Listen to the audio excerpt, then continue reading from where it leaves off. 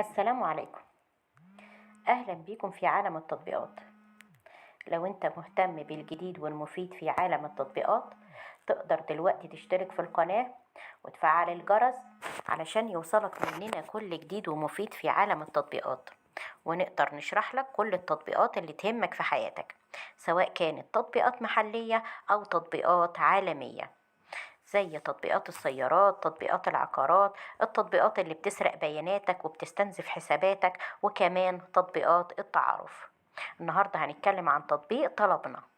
تطبيق طلبنا مساحته حوالي 45 ميجا بايت، وحجم عمليات التنزيل ليه أكتر من 10,000 عملية تنزيل إلى الآن، وكمان تقييمه على جوجل هايل جدا، حوالي 4.1. ده بيدل على رضا العملاء عن التطبيق. تقدر عن طريق تطبيق طلبنا ان انت تطلب اكلك المفضل من مطعمك المفضل في اي وقت انت محتاجه. كل اللي عليك ان انت تحمل التطبيق وتطلب، هتظهر قدامك عدد كبير من المطاعم.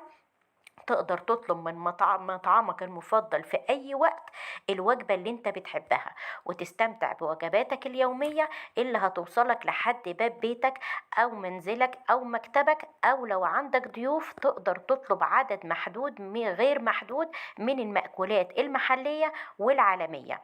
التطبيق ده التعليقات عليه هايلة جدا، وده بيدل على رضا العملاء عن التطبيق.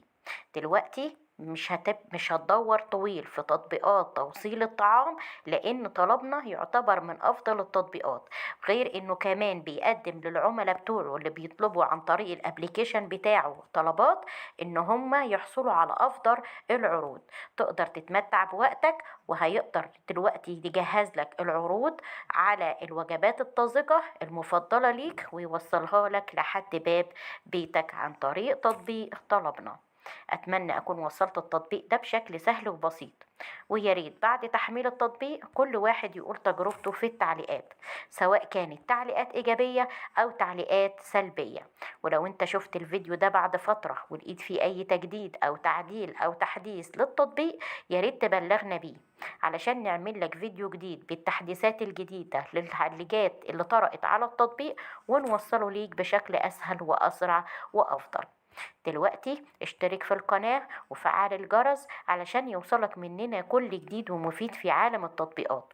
ولو في تطبيق محتاج ان احنا نتكلم عنه في القناة، ياريت تكتب لنا اسمه في التعليقات علشان في اقرب وقت نعمل لك فيديو بالتطبيق اللي يهمك ونشرحه ليك ونوصله ليك بشكل اسهل وافضل واسرع. اشترك في القناة وفعل الجرس عشان يوصلك مننا كل جديد في عالم التطبيقات.